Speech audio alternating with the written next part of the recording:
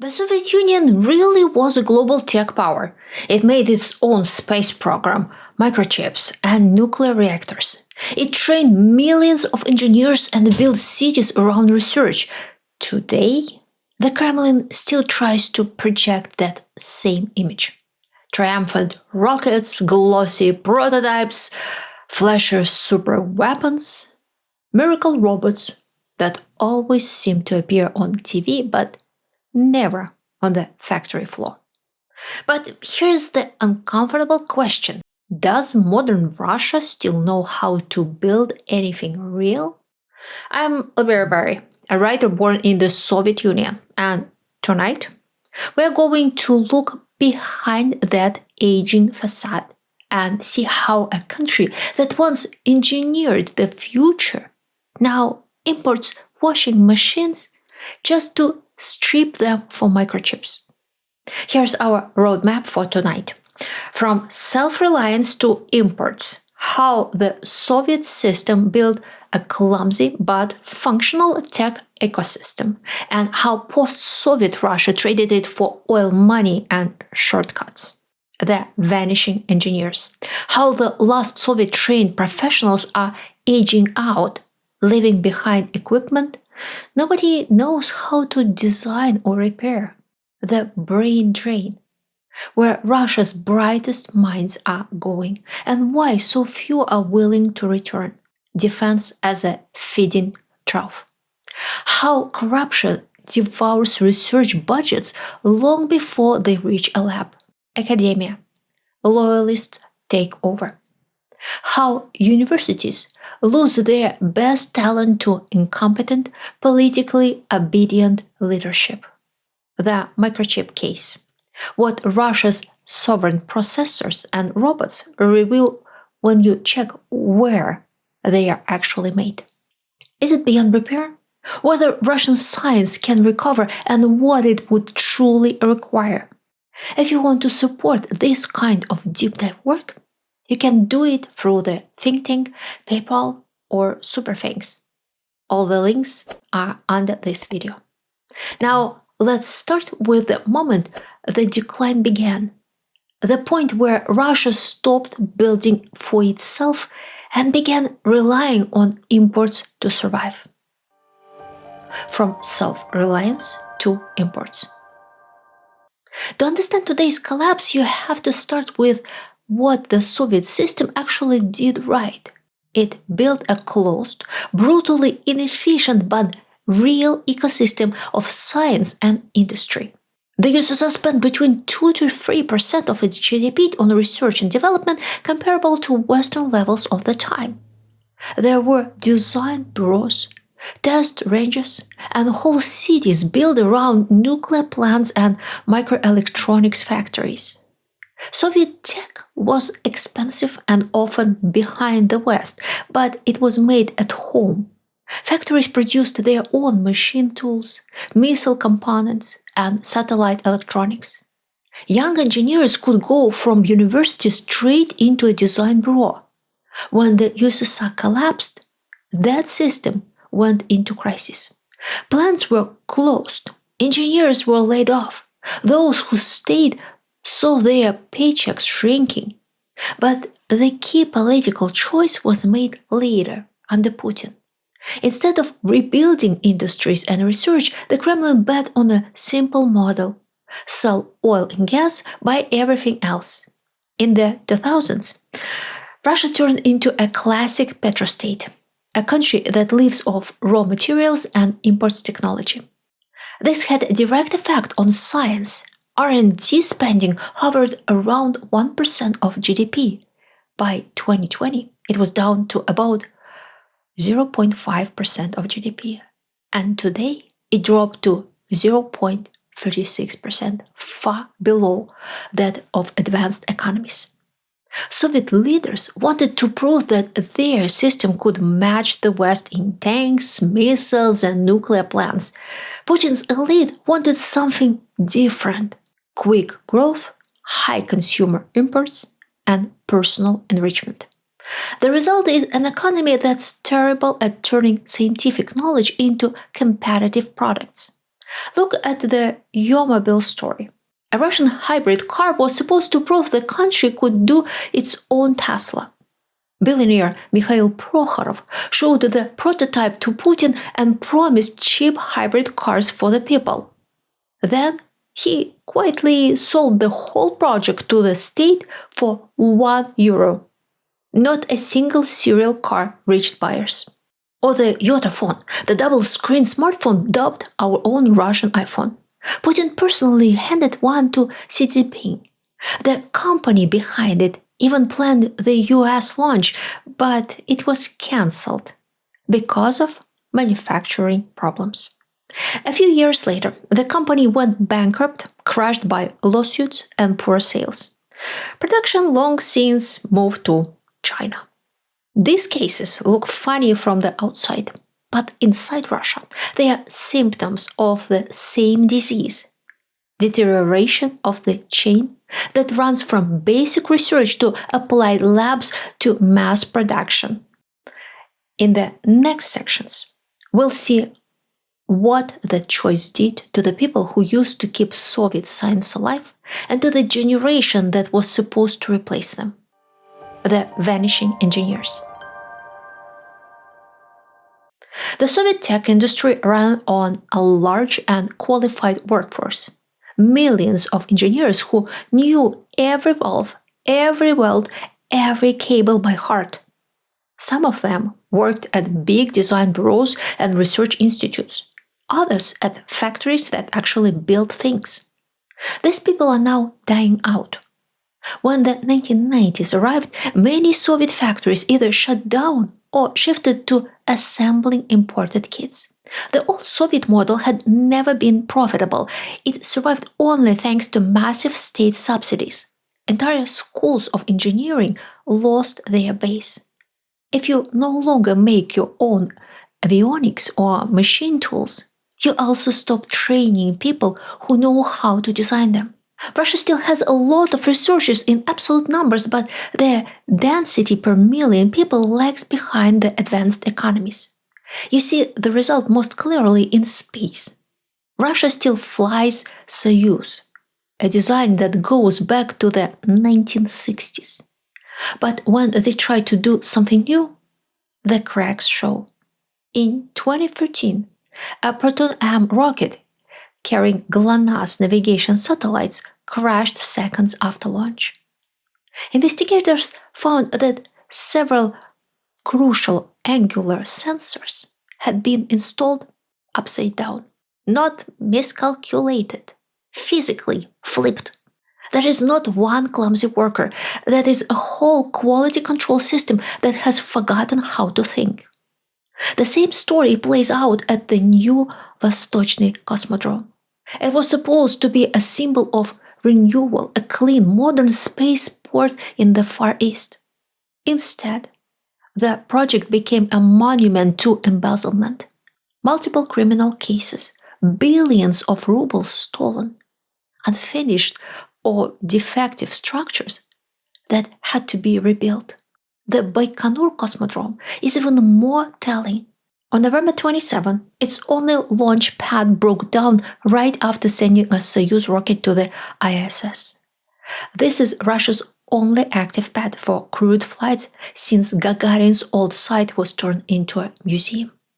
For the first time since 1961, Russia cannot launch people into space on its own.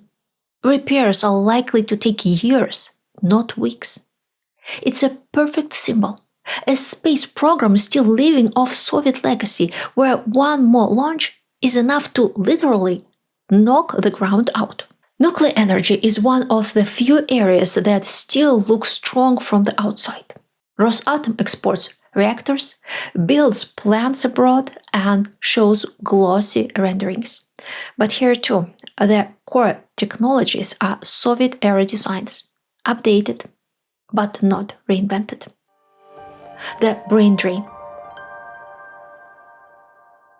Now add one more thing. The people who could fix this often just leave. The first big wave hit in the 1990s. Labs and institutes suddenly lost funding. Salaries collapsed at that same time. Western universities and companies opened their doors. That's how thousands of Soviet-trained scientists in physics, math, and engineering moved to the US, Europe, and Israel. In the 2000s, some institutes secured funding, but the pattern stayed. If you were a bright young physicist, it made sense to do your PhD at home and then go for a postdoc in Germany or the US and stay there. If you were a programmer, you aimed for London, Berlin, or California. The domestic system could not compete on either money or freedom. Then came 2014, sanctions and tighter control over universities. And finally, 2022, the full-scale invasion and mobilization that turned the slow leak into a burst pipe. Since February 2022, around 1 million people have left Russia, with many staying abroad long-term. Many of them are IT workers, engineers, scientists, and young professionals. They decided not to risk being sent to the front or live under growing repression. For IT alone, Russian industry groups and the government admit the scale. The Russian Association for Electronic Communications counted 50,000 to 70,000 IT specialists leaving in the first months after the invasion. By the end of 2022, the Digital Development Minister openly said around 100,000 IT workers, about 10% of the total, were abroad and had not come back. For a country that wants digital sovereignty, that is a disaster. State banks and big companies rush to raise salaries for programmers to stop the exodus. Giants like Sberbank offer double-digit pay hikes just to keep their tech people. But money cannot fix the deeper problem. People do not want to build their careers on sand, in a place where tomorrow you might wake up with a closed border, blocked websites, and a summons from the draft office. Imagine you are a 28-year-old AI researcher in Moscow. You have an offer from a lab in Zurich with decent pay and excellent working conditions. At home, your project can be killed by a new censorship rule or a boss who wants military applications only. You can be drafted and sent to the trenches in no time, or arrested for reposting a meme. Choosing to leave is not betrayal, it is self-preservation. That's how entire diasporas of talent form.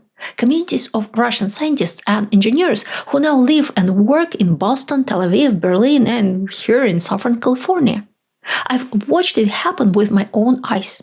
5 years ago, hearing Russian spoken on the streets of Orange County was unusual. Today, it's unusual not to hear it. Their publications and patents now strengthen the research and innovation of their new countries, not Russia. Defense as a feeding trough. The Russian defense sector is one of the most closed parts of the economy, with almost no public oversight. But public scandals happen often, revealing a pattern of fraud, fake contracts, and embezzlement. One of the loudest was the 2012 Oboron service. Assets were being sold off at knockdown prices through shell companies. The money that should have gone into barracks, training grounds, and infrastructure quietly turned into elite Moscow real estate. Defense Minister Anatoly Serdyukov lost his job. His aide, Yevgenia Vassilieva, was later convicted of fraud and money laundering in a scheme worth around $100 million. In the nuclear arms complex, fraud is deeply rooted as well. In one case alone, investigators found nearly 200 million rubles stolen from a contract to build a seismic monitoring site in Krasnoyarsk region. They listed other schemes totaling at least 160 million. These are not isolated bad apples. This is how the system works when no one expects a real war. The full-scale invasion of Ukraine tore the cover off. Over the past 2 years, Russian authorities have launched a wave of cases against senior defense officials. Former Deputy Defense Minister Timur Ivanov has been sentenced over the embezzlement of roughly 4 billion rubles from construction projects for the army. Other multi-million ruble schemes involved cables, property services, and uniforms. At the same time, Russian soldiers going to Ukraine say that they had to buy their own body armor, medical kits, and even basic gear before deployment.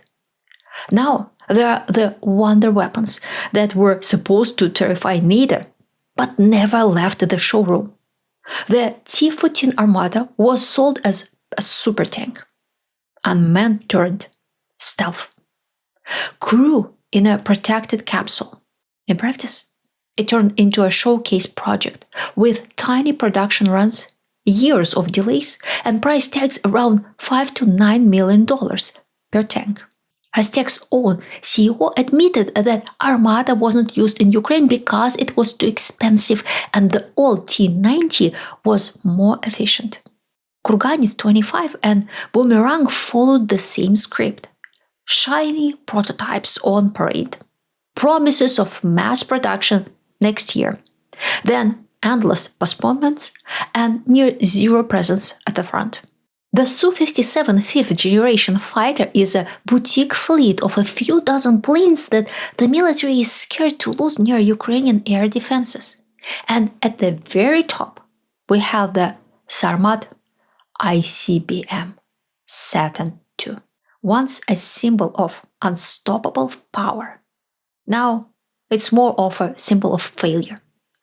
In November, it blew up again for the second time in a year during a test over Yasny.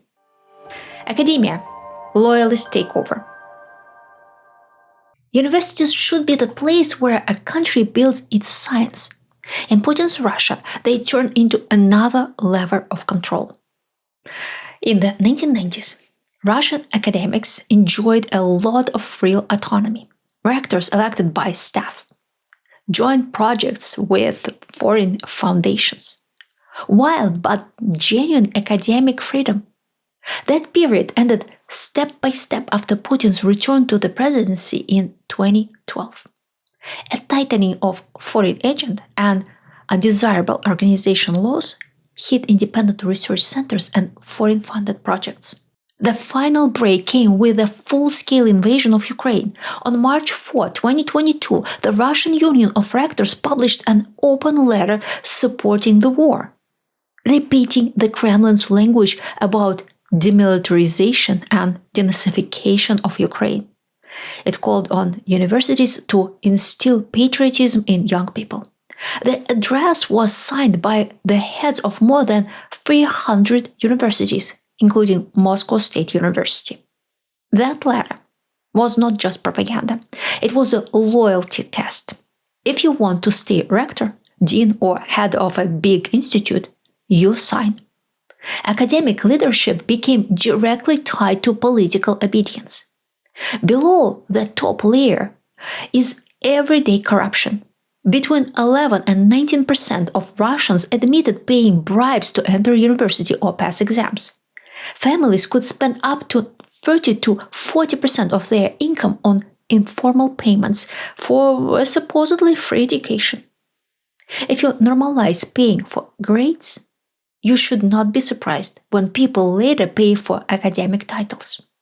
The Discernet project revealed a whole market of dissertations for sale, ghost-written theses, and bought doctorates. Since 2013, this volunteering network has been running plagiarism checks on doctoral dissertations by officials and professors. In the first 3 years, they flagged thousands of plagiarists, including about 1 in 9 members of the State Duma. Today, the database lists over 40,000 people involved in various forms of academic misconduct. Out of this, around 1,700 degrees were formally revoked. Some stories are simply absurd. One regional politician offered a dissertation that copied a thesis on the chocolate industry, almost word for word. It was only chocolate mechanically replaced by beef to create a new study of the meat sector. That's what happens to academia when it is run by people who owe their position not to research prowess, but to connections and loyalty. Once they are in place, they reproduce the same logic downwards. Those who are loyal or keen get posts, grants, and degrees. Those who object are pushed out or simply not hired. For science, this is poison. Talented students see that honest work and publications matter less than having the right patron.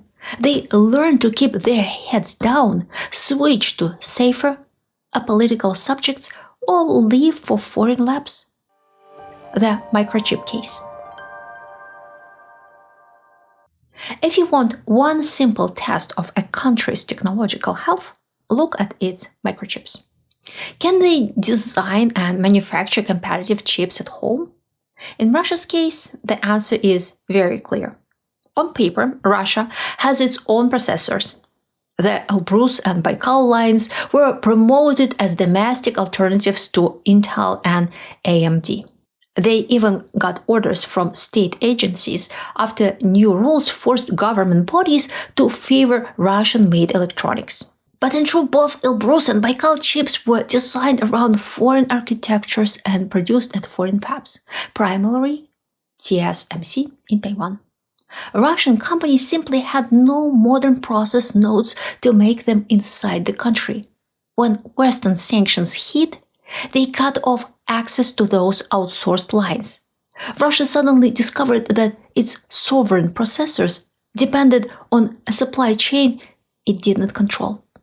The domestic manufacturing base is tiny. The main microelectronics plant, Micron in Zelenograd, publicly talks about 90 nanometer and 65 nanometer production, with some experimental works at 28 nanometer. That is technology from the mid-2000s. For cutting-edge smartphones and advanced military radars, the world has long since moved on to 7 nanometer and below. The numbers are just as bleak. Russia's key weapon systems, from cruise missiles to modern tanks and air defense radars, are packed with Western chips from the US, Europe, and East Asia. Even after sanctions, new Russian missiles and drones recovered in Ukraine still contain components from big American and European brands routed through third countries. And when sanctions bite, you see absurd workarounds. In 2022, Western media reported how Russian manufacturers and repair facilities were literally stripping microchips from imported household appliances, washing machines, fridges, to use them in military equipment. U.S. Commerce Secretary Gina Raimondo told Congress that Ukrainian officials had found such parts in captured Russian tanks. This is not what a confident tech power looks like. You see the same pattern in drones. Russia talks loudly about expanding domestic drone production to hundreds of thousands of units a year, but tear down reports of Lancet or Lantan and the new Iran-type systems show that key parts are Western-made. Microcontrollers, navigation modules, radios, power management chips, all of this imported. In civil industries, the situation is even worse. They face bigger scarcities of parts and skill alike. That's how we get hilarious failures of Russian robots. A video of one such robot stumbling and collapsing on the stage recently went viral. It was Adel, Russia's first humanoid robot with AI, supposed to freely move around and manipulate objects. It toppled over when trying to wave at the audience. Back in 2018, Russia presented another high-tech android, robot Boris. It could walk, talk, and dance, wowing the audience. But the media quickly discovered it was a commercially available costume, called Alyosha the Robot, with a man inside. Is it beyond repair? Here's how Russia went from the country launching the first Sputnik into space to the country importing its tech and failing every time it tries to reproduce a chip at home. That's the harsh lesson. A country that treats science as decoration and scientists as disposable cannot stay competitive. It can threaten, bluff, mobilize, and smuggle for a while, but it cannot build a stable modern future. Not nuclear safety, not decent healthcare, not normal civilian technology. Can Russian science recover at all? Yes, but not inside the current system. To make such a recovery happen, you need three things. First, a political change that restores the basic rule of law and real autonomy to labs and universities. Second, a long-term money commitment. Not one flashy national project, but boring, predictable funding for teams with grants given on merit. Third, reconnection with the outside world. Joint projects, two-way knowledge sharing, a clear signal to the diaspora that they are welcome back with real positions. That is a 10 to 20-year project, not 5-year plan. But without these steps, any talk of a Russian scientific breakthrough is just another Potemkin village, built on top of a collapsing structure. Before we wrap up, I want to hear from you. Every country has its strengths, its blind spots, its quiet crisis. And one of the clearest warning signs isn't broken machinery, it's when the people who once kept things running start to walk away. So tell me this. What is one field in your country where you've watched talent quietly slip away? And what changed because of it? Medicine, engineering, teaching, journalism, anything. Your answers help me understand the world we are living in, just as this story helps explain the one I came from. If this deep dive helped you see the bigger pattern behind Russia's failed tech miracle, please like, share, and subscribe. It's the simplest way to support independent analysis. And if you'd like to go behind the scenes into the research, the character work, and the story threads going into my upcoming novel, The Snow Queen's Spring, you can join my newsletter, Facebook, or Instagram using the link below. I share early chapters, private notes, and the discoveries I can't yet say on camera. You can also support my work directly through the Think Tank, Buy Me Coffee, PayPal, or Super Thanks. Every gesture strengthens this channel and keeps it independent. And I am deeply grateful for that.